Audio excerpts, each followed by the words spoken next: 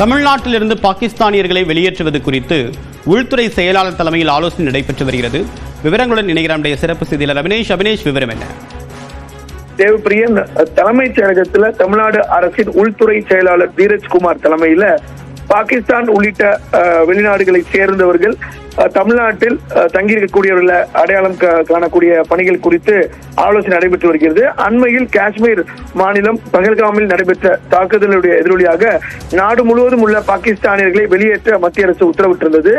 அதன் அடிப்படையில் தமிழ்நாட்டில் எத்தனை பாகிஸ்தானியர்கள் இருக்கிறார்கள், குறிப்பாக அதில் சிலர் மருத்துவ சிகிச்சை பெற்று வராங்க, சிலர் பணி நிமித்தமாக வரக்கூடியவர்கள்லாம் கணக்கெடுக்கப்பட்டு அவர்களை உடனடியாக நாட்டை விட்டு வெளியேற்றுவதற்கான சூழல் குறித்து, அந்த பணிகள் குறித்து உள்துறை செயலாளர் தலைமையில் இந்த ஆலோசனை கூட்டம் நடைபெற்று வருகிறது. இந்த உள்துறை செயலாளர் தலைமையில் நடைபெறக்கூடிய இந்த கூட்டத்தில் தமிழ்நாடு கூடுதல் டிஜிபி டேவிட்சன் தேவராஜன் உள்ளிட்ட தமிழக காவல்துறை உயர் அதிகாரிகள் இந்த கூட்டத்தில் கலந்து கொண்டிருக்கிறாங்க.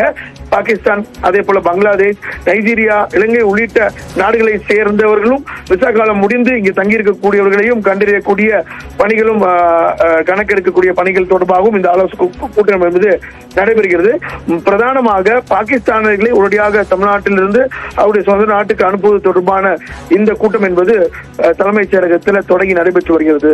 தேவப்பிரி, விரிவான தகவலுக்கு நன்றி அபினேஷ்.